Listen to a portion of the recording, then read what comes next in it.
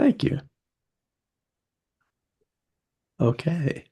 You know what? I think I have solved the bell problem. So just tell me if you hear the bell. Here, this is testing one, two, three. Yay! Hey, How I'm did you do it? technologically slow, but I dug down and figured it out. So we've got bell now. Tell us how. Well, uh, it, yeah, you go into the audio settings, which is like the little caret arrow beside the microphone on my screen. That's how it displays, and you click there, and a list of things show up. And the bottom one says audio settings, and then there's audio profile, Zoom background noise removal, or select original sound from musicians. And then there's a question mark there that if you hover over it, it's help. And it says enables in-meeting option that disables Zoom. So I used to see that option on my screen that would like allow me to switch uh, between background noise suppression and no noise suppression. But so when I select this, then I realized, oh, there's this option on the screen. And then I discovered, oh, it's way over here up in the upper right-hand corner. So now on my screen, it says original sound for musicians.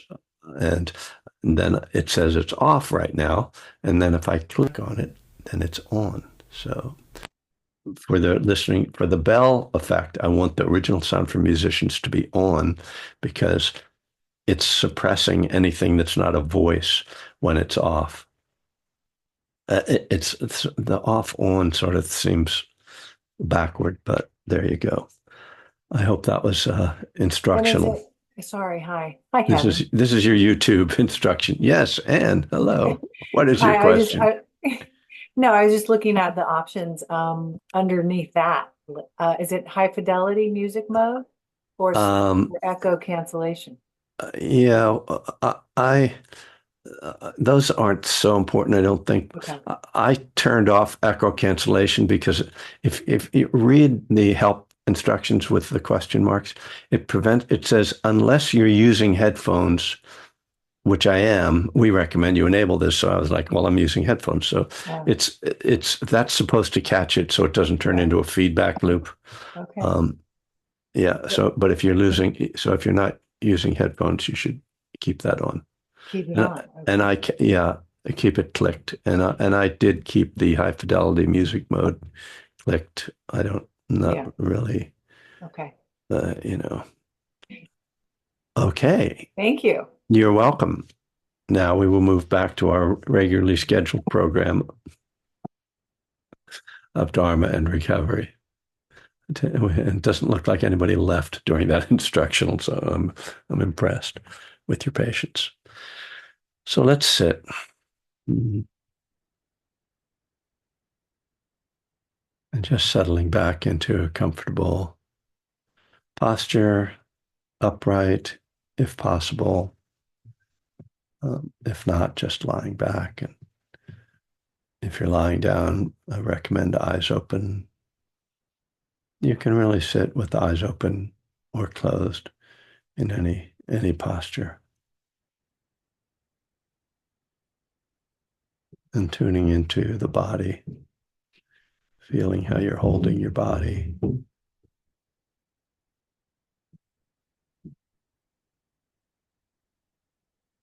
And just having a sense of softening, settling. And as soon as we bring mindfulness to the body, we often can notice the unconscious ways that we're creating tension or clutching, softening the belly, letting the jaw be loose, releasing the shoulders.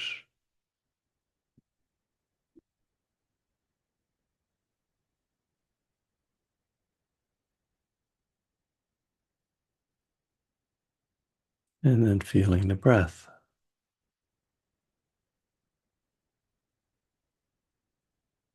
And feeling the breath moving in the body.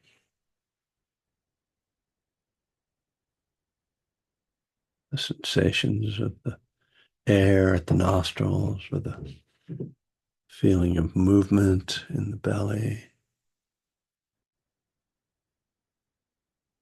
Or you can have a more general sense just of breathing, feeling that throughout the body, connected to the body.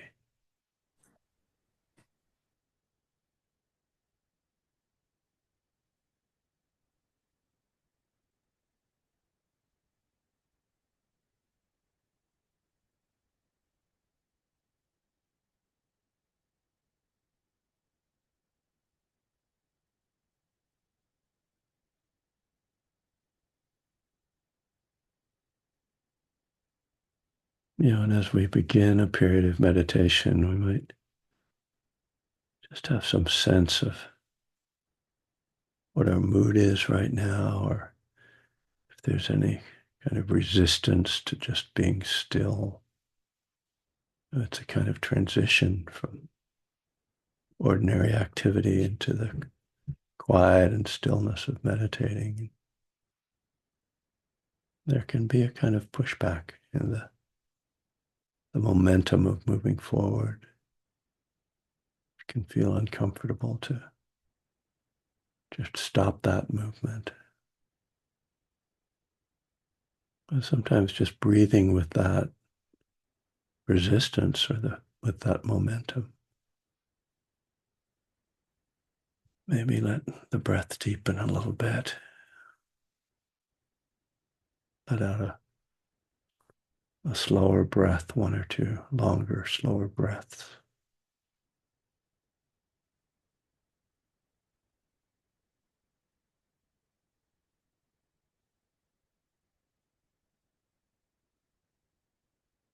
And then just settling back to feeling the breath as it is.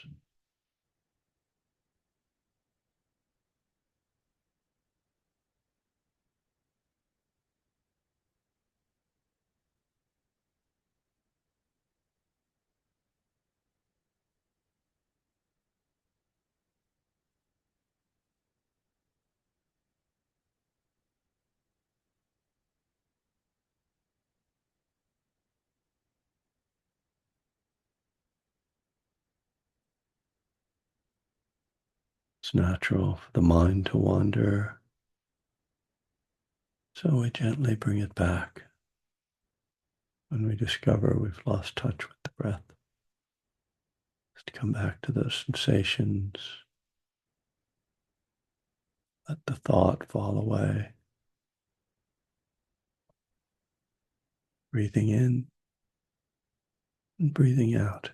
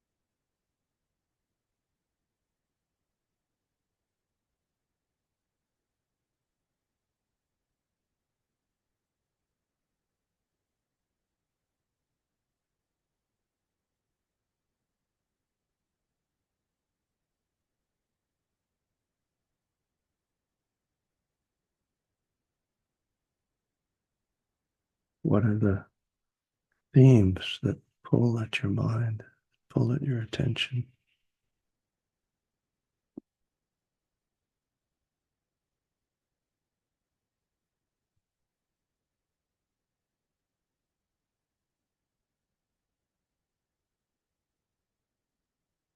Can you characterize your thoughts just in the simple binary as desire or aversion?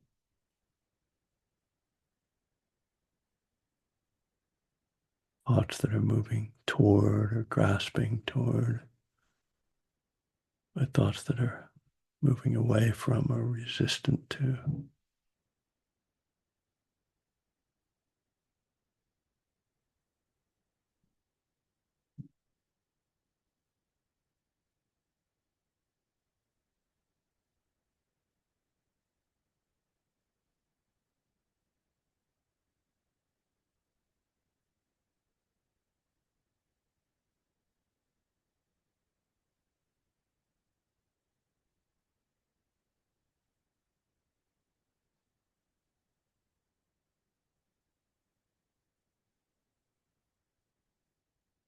In a sense, our thoughts are attempts to create a different reality,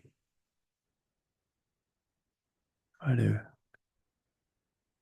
change the world with the mind or project something different, control the world by thinking. And this always takes us away from the present moment's reality.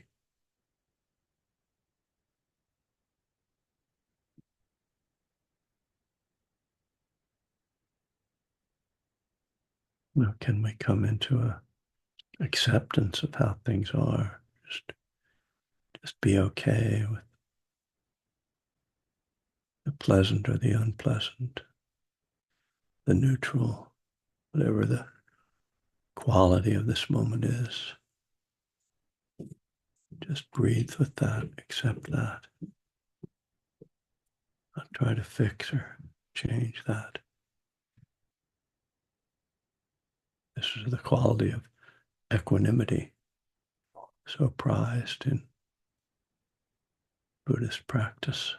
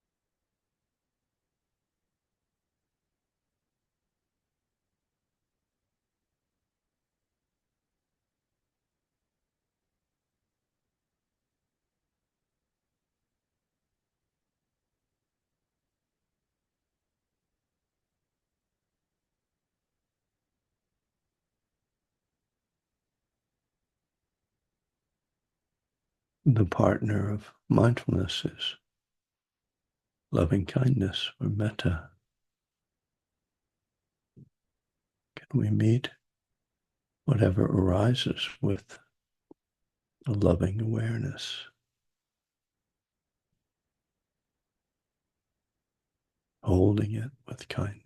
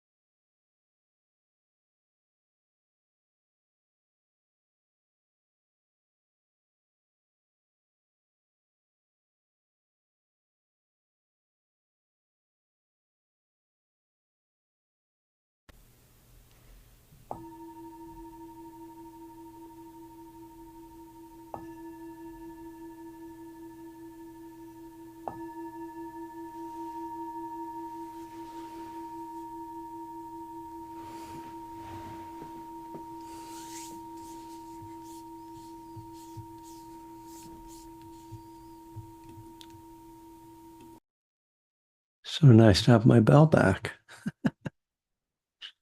That was one failing of the Indiana retreat. The bell, it was not, they didn't have a good bell. Hey, Elise, nice to see you. You got, it's always surprising to me when people come in here right after a retreat. I'd think they'd have enough of me after, but some people are just gluttons for punishment, as they say. All right. Well, I did not give my usual introduction, got distracted, but it is Tuesday, July 9th, 2024. And history is unfolding. The future is unknown. Um, I just got finished reading a book about the origins of the Civil War, particularly not the origins, but the early stages of the Civil War, particularly about Fort Sumter. Eric Larson, the guy who wrote The Devil in the White City, he writes interesting historical stuff, and it's really clear that particularly in South Carolina, they had no idea what was coming. They thought, hey, this is just great. It's a big party, we're going to just take over. We're going to secede and they'll leave us alone. And we really don't know what the future holds. So I'm going to let go of the future. And but at the same time, I'm a little sort of, I get like overloaded, not overloaded with Dharma, but kind of like drained. Let's maybe more like drained of Dharma. And so I was thinking that I would read you something this morning, something I have written, something I'm working on, and see if that gets a conversation going, or at least gets something going.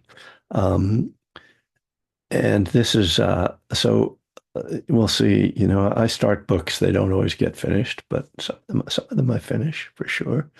Um, and I'm calling this for the moment the felt experience, and the opening of the book is really just a lengthy story about my history of uh, being an emotional mess. Starts out at 14 and works it all the way up to I don't know when, to like maybe now, but it's a lot of it is about sort of understanding depression. So yeah, I mean it mostly just goes through my from 14 to like into my maybe around the time when I encountered Buddhism and got sober. So I'm not going to read that, but I am getting the next section of the book is called "What Does It Mean to Feel," which is kind of a central question from the book. Okay. When I was a boy, long before my teenage angst, I used to lie in bed with my transistor radio and listen to top 40 radio with one earplug. You can see already I have edits there. This radio twice in one sentence. Anyway, this is unedited, so I apologize.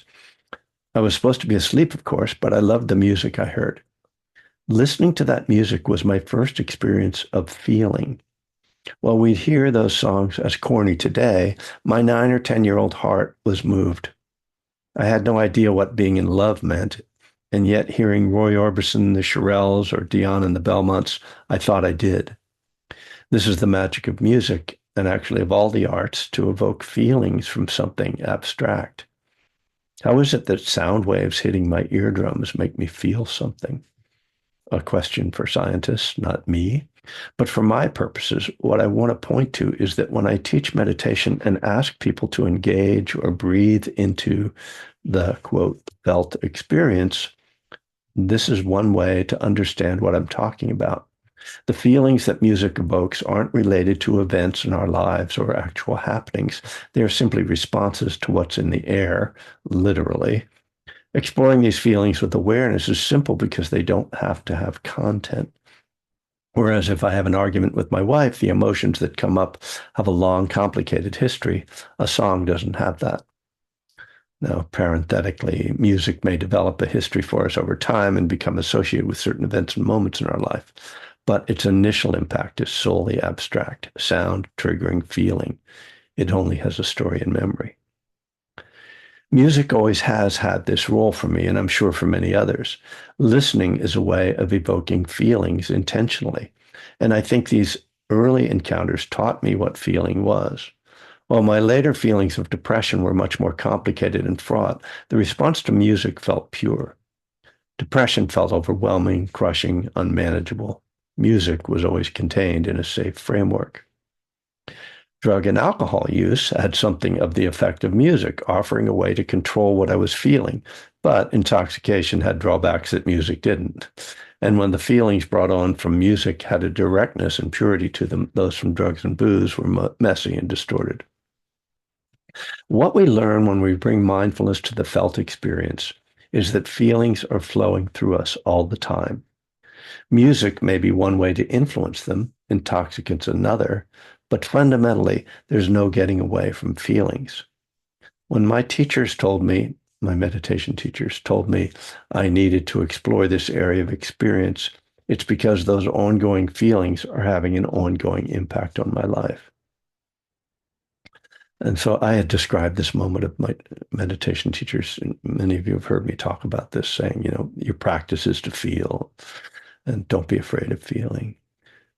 At the time, I didn't connect what they were saying with the feelings that music evoked.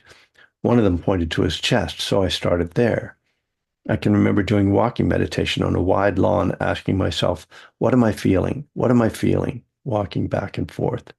I didn't get very far, but at least I was pointed in the right direction. One of the problems with that question, what am I feeling, is the wish to get an answer, to put a name on my feeling. Naming is a later stage in the cognitive process, which I'll explain later under the 5 aggregates.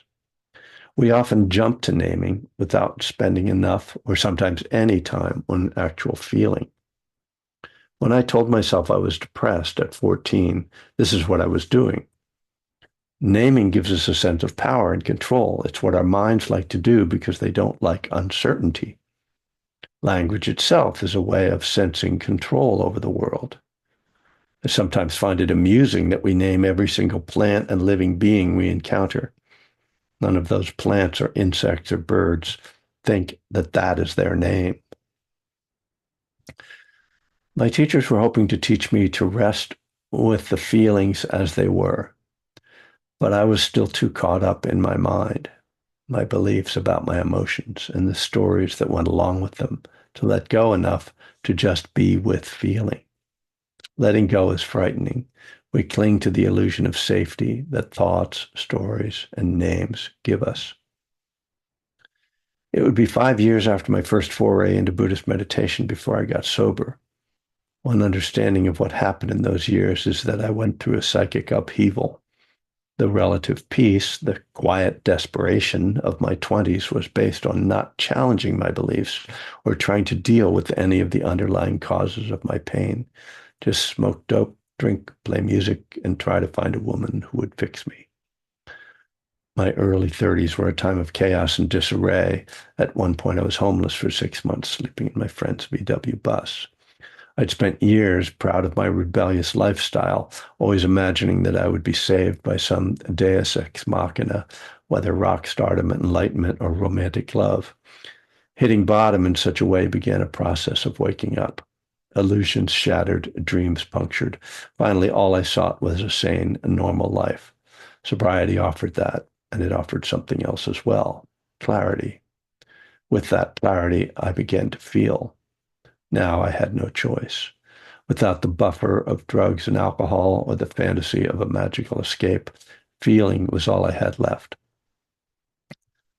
I still tended to be buffeted by depressive states, but I was learning a lesson that became fundamental to my understanding. Just keep going. Don't succumb. Get off the couch. No matter how you feel, you can still function. Here, I must acknowledge that there are depths of depression that aren't so easily dealt with. That was parenthetical. With my growing clarity, my meditation practice became more specifically focused on feeling, as my teachers had told me years before. what had been a struggle before became natural, easeful. I started to enjoy meditating in a way I never had. It wasn't such a task. I wasn't striving to be fixed. I could just sit with myself and my feelings. As my daily life became sane and ordinary, my meditation settled as well. Over the next decade, my practice deepened and widened. My understanding of the Dharma grew, and finally, I was drawn toward teaching.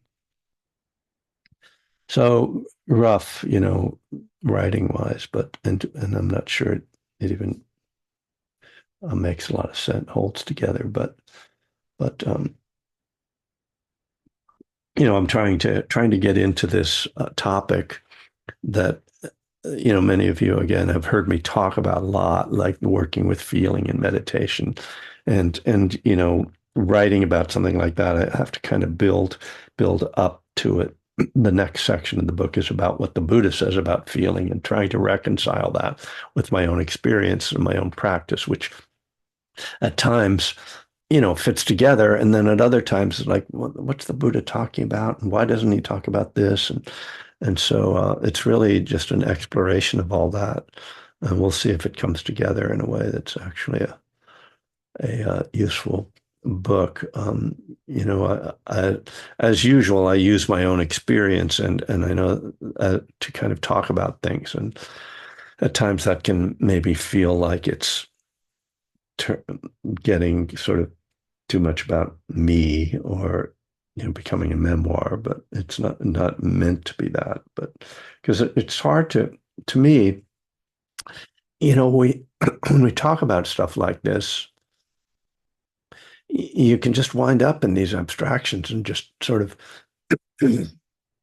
using like Buddhist language or psychological language or something that doesn't ever quite get at the rawness of what we experience as human beings. And as I say, language can get in the way of that. And so this is one of the challenges, obviously, as somebody who, writes and speaks. uh, I don't know if I want to say for a living, but it's my job. And because so much of what I want to talk about is nonverbal, these experiences. And one of the things that, one of the big problems, and this is, I think, particularly a problem in Western psychology, is that, we want to solve the problems of the mind with the mind. And we want to solve all that by thinking our way out of it.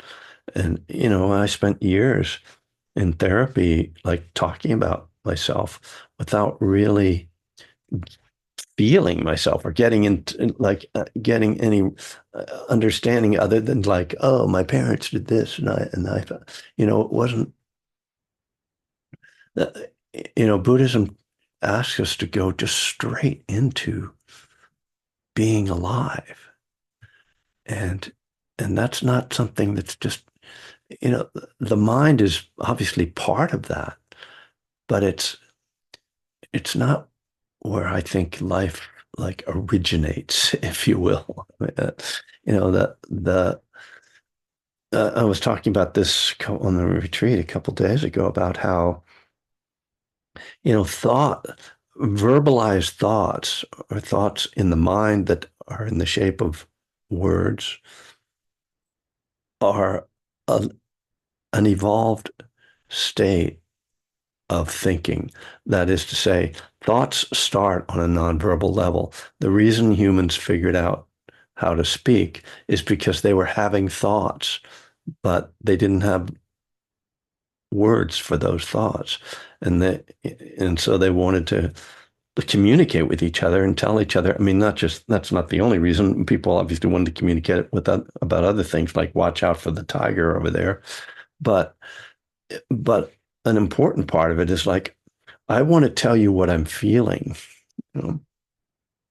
And so I'm gonna like, if I just go, then you're gonna kind of know. But over time, obviously, as language evolves, we start to get words for it all. But as we do that, the words start to get disconnected from the thing itself. And we start to think that the words are the thing. And then we try to solve the thing with the words that aren't the thing. So, mindfulness, one of the functions of mindfulness is is, go backward in evolution, to go to a more primal or raw state, a more, uh, um, well, yeah, not finding the word, but, the nonverbal state of existence.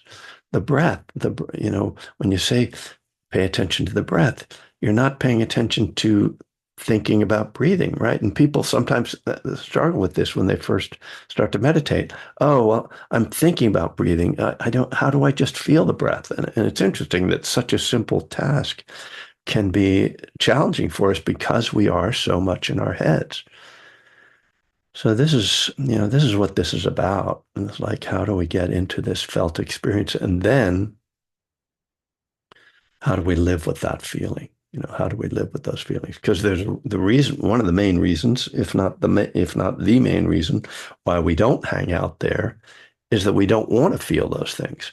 Besides the fact that we think we can control them with our minds, we don't actually want to even be there.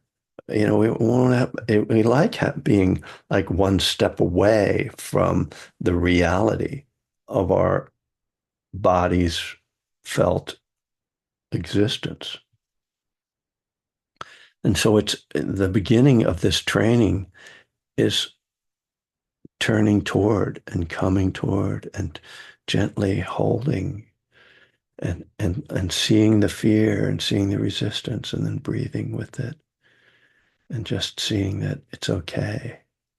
I mean, talking about it like that, just, and as I put my hand on my chest, it makes me think of the inner child work that became such a cliche back in the 90s. And yet it's very much like that. I mean, in a sense, that calling what we're talking about an inner child makes sense as well in the way I'm framing this, because a child is a less developed human being. Children can do the same thing as adults in terms of separating from feelings, but it feels, the thing that's childlike about it is that it feels vulnerable, and, and it feels very sensitive. And so that it then, one of the images that can be helpful is imagining that you are holding this child, in your heart, and breathing then into that space. So there you go. Just an offering for this morning, and be happy to hear any thoughts or reflections from anybody.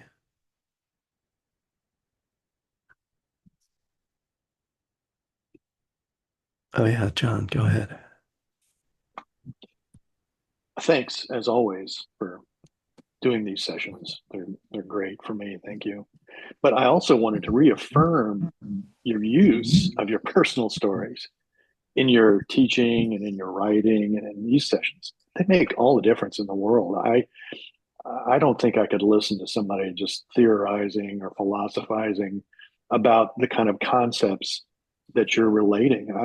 It would just, I'd lose interest quickly. And I Mhm. think that's what keeps me in AA. I would rather Yeah, go to a speaker meeting any day of the week than just a discussion meeting, because that speaker is telling me what it was like, what happened and what it's like now, the yeah, usual stuff. So when you tell me about your experiences in meditation and Buddhism, your experiences, I can go, oh, yeah, I get that, or I don't get it, whatever the yeah. experience is, but you still are sharing it. So I just want to say, keep it up, keep doing Thanks, John. I mean, it certainly is my own sense of that, and I can't read Dharma that doesn't have life in it, and and also, yeah, I mean, the fact is that I learned to be a public speaker in Alcoholics Anonymous. So that's, when I became a Dharma teacher, it was like, well, what do I draw on? Well, that's the experience. Tanya, go ahead. Yeah, hi everyone. Thanks, Kevin. As you, Hi. um, yeah, I relate so much to your history, and I think that's why your teaching is so accessible because you are sharing your story with us. But I have a question about meditation. Sure. So, after 10 years of daily meditation, my first feeling every single time that I sit down to meditate is resistance. Hmm. Is that ever going to go away?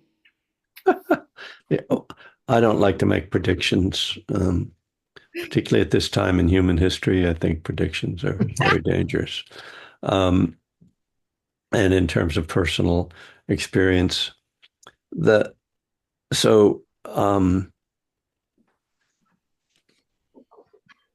by asking that question, you're letting me know that not only is there resistance, but you have resistance to the resistance. So, so the first thing is to see if you can let go of the resistance to the resistance. It's like, oh, hi, old friend. You know, I know you.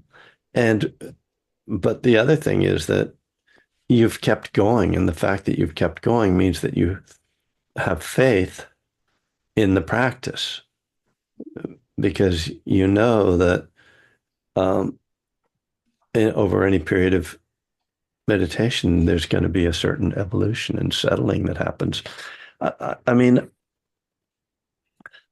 I don't call the experience I have when I start to sit resistance exactly, although sometimes that it could certainly be characterized that way. But nonetheless, I I would have to agree that every time I sit down to meditate, when I start, I'm not meditating. And because I'm not settled. And so it's inherently unpleasant, and that's why I'm meditating is so that it's not like, oh, I closed my eyes and I sat down, got still and closed my eyes. So now automatically I'm going to feel different. That's not what does it. It's a sustained period of time. And I can track that over a period of time. I notice that at 10 minutes, things are sort of settling. At 20 minutes, there's another quality of it. By half an hour or 40 minutes, if I keep going, that like, oh, I hit these different little benchmarks almost in the sitting. And that's why I meditate. So yeah, I mean, it'd be nice if we could just turn it on, but it's not really how it works. And frankly, having just come from retreat, it's very similar to what happens on retreat. I mean, I've heard Joseph Goldstein say, every time go on a retreat, the first couple of days, I think, wow, I really have nerve to be trying to teach this stuff because I can't do it. And all of you, many of you have been on retreats, and many of you have been on retreats with me, and you know that certainly the first day or two or three can be really challenging. And just to draw one more parallel, think about how it is to get sober. And it's the same thing that we have to go through this difficult transition in order to get to the miracle. Don't leave before the miracle. And that's why it's hard. That's why all this stuff is hard. Because there's a resistance, or however you want to call it, a hump we have to get over in any period of meditation, in recovery, in any kind of growth or change. That's why people don't grow or change. That's why people don't get sober, why they don't learn to meditate, because it's difficult. The early stages are difficult. And if you don't realize and sense that it's going to get better, you don't know. I mean, you've heard it, but for yourself right now, you don't know. Then it's easy to understand why somebody would be like, this isn't for me. I'll just you know, go to the casino and forget about it. I passed through Las Vegas on the way here. So, um, uh, Mickey, I'll call on you after Chris. Okay. Go ahead, Chris. Hey, Kevin. You, Thank you're you. back in Palm Springs? I'm back in Palm Springs. It's 121 today. Oh, God. Jesus Christ. kind of insane.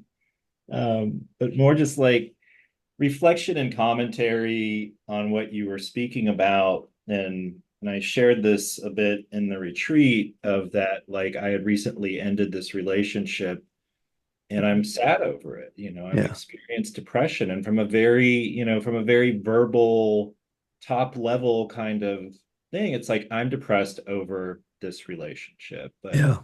Sure. to like go into that feeling, and it's more nuanced than just sadness. It's anxiety, Yeah. it's insecurity, Hmm.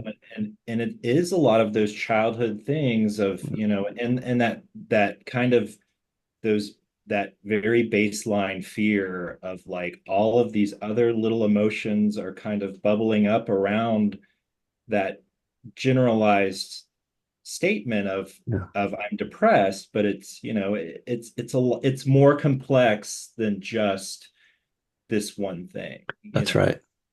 and what is that? What actually is that? Yeah. And what and sitting with that and learning to and I don't know if my job is to heal it or to just sit with Hmm. it or to Hmm. just observe it. And I think it's maybe a little bit of all of those Yeah. things. And so it is this really complex kind of um, concept that you're talking about in a sense that's. Absolutely. And thank you so much, Chris, first of all, for just, your vulnerability and talking about that. But also, you're bringing up something this is in my wheelhouse here, depression, and it's how I begin this book, by talking about these states. And yeah, I think you're characterizing exactly right, that it's more complicated than what I'm talking about, and which is part of why it's important to we yeah, so that's where the five aggregates come in. And, I was talking about it a bit on the retreat, that there's the form, which is the body, and then feeling, and body and feeling blend together, right? And then there's perception, which is the naming.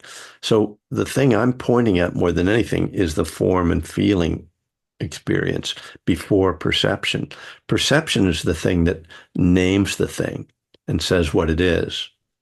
And it that's where things get complicated, and where they also get, I would say, distorted in a certain way, where something that's I mean, distorted in the sense that our naming is not really reliable. What we call our feelings is so much conditioned and tied in with how we were raised and what society says feelings are, and how we've processed them over the years, that they become, just the way you're talking about, like this kind of confusing tangle, and it becomes difficult to untangle them. And so certainly thinking about them is not an unreasonable thing to do. But what I think about this is that the naming of it, when I call something depression, it has a tendency to solidify it more. It doesn't give it much space. And I think that depression is more than just a feeling, right? Depression includes the thoughts, and it includes kind of layers of feeling that get aroused through the what I talk about, the feedback loop between feeling and thought. I have a feeling it's painful, but it's associated with something in particular, a breakup. So then I'm thinking about the breakup, and then thinking about the breakup triggers more feelings. And then that feeling then triggers the thought, oh, I'm depressed. And then having the thought, I'm depressed, triggers more feelings.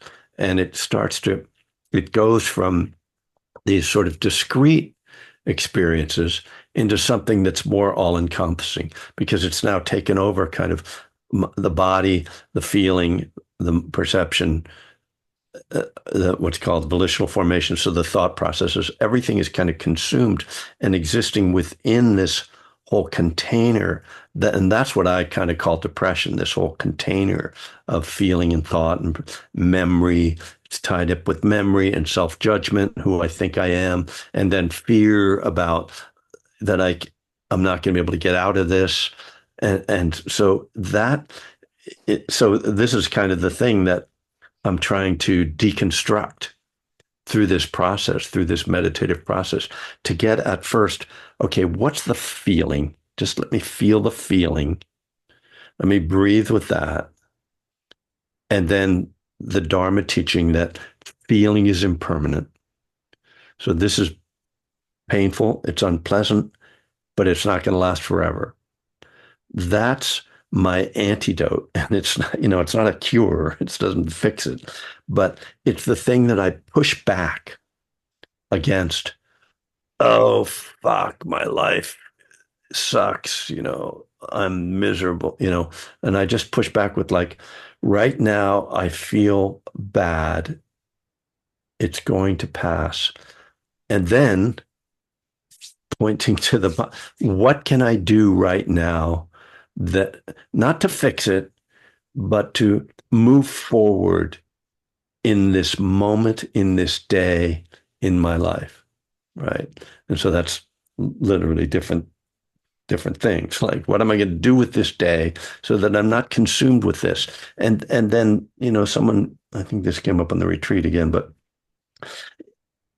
then noticing in the course of the day when you actually have a pleasant moment, when it's like, oh, like I know you like to work out, like how you feel after a workout, how you feel after a shower or when you're having a meal or when you're talking to a friend. And then you start to break it down and see like, yeah, when I'm alone and I'm sitting here and I'm thinking about it, it's really painful. But there are other moments when it's not that. And that starts to break up the conception of the experience as permanent. And that delusion that I'm consumed with this. It's like, yeah, it really sucks, but there's other space. So it's finding that space and then, trying to maintain, to remember to come back to that viewpoint rather than the viewpoint of I'm depressed, which to me is just like a surrender. Yeah. I hope that helps a little bit. Mickey? I saw you waving your hand a while ago. I cannot find the It's perfectly fine. I see you, girl. Thank you. Yes. And thank you for the invitation for Labor Day. I'm going to be away, so. No, but maybe if something changes. And Rosemary might be here, so. Yeah, she said she's coming. Yeah, I sent her own invitation. Thank you. And thank you. There's a couple of things that went. Firstly, okay, I'm not a depressed person. I was gifted or blessed with a cheerful temperament from the gate. It is not anything I designed. I'm not. Okay. It's like I default to. You're not taking credit for it. No, I have no credit. There's no credit due to me. I just default to kind of silly and happy. Right. But I was raised in a family where the only things you were allowed to feel was guilt and anxiety. Oh, yeah, so right. Yeah. To my adult life, not knowing anything I felt at all. And recovery has given me a lot of that. There's a distinction for me between going into recovery and learning to meditate, for which I've been meditating daily for a number of years, and I'm still a rank beginner. But coming into meditation does not stem from desperation, and recovery for me stems from desperation. Right. So the way in which I grabbed onto recovery because it was a lifesaver, it was a lifeboat, and meditation is for me a more if I can be happy, why can't I be happier? Kind of approach. And nice. I had one bout of depression after a long medication of interferon and ribavirin and tilapia trying to get rid of hepatitis C. which I did. And at the end of that, I was depressed. And I had never been really depressed before. I finally understood what depression felt like, because when you're kind of gleeful, it's hard to imagine. But I got to find out. And one thing the psychiatrist said to me before he medicated me, which I'm still on, because I don't want to turn back into that, is to do something every day that you used to enjoy. Mhm. And that is exactly in line with what you said. What can I do now? It doesn't have to be done with enthusiasm. I would go on a bike ride with tears in my eyes. Right. But I made myself go the same way I made myself go to meetings at the beginning, and the same way I made myself call my sponsor. I didn't want to do any of that. I wanted to go to sleep and wake up sober. Just didn't happen that way. And so there were tools that I was given. I still have a hard time knowing what I feel. And what you said about thinking about breathing, that was the question I was going to ask, is so many times I don't breathe, I don't feel the breathing. I think that I'm breathing. And there's nothing I can do about it except keep plugging away at it, I think.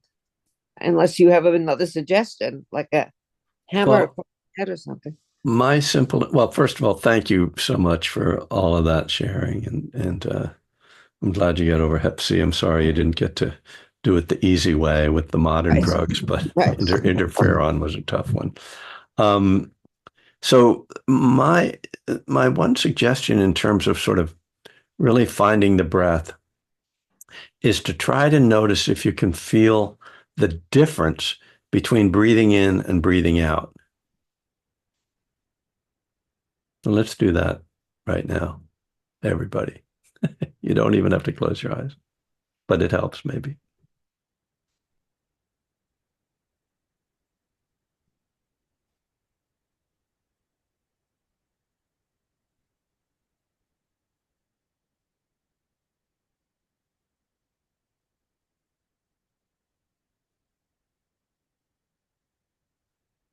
So what happens to me when I focus on that? Because sometimes I can't feel my breath, or it doesn't, it just seems obscure. It's the contrast that makes me realize what the two things feel like. I feel the difference.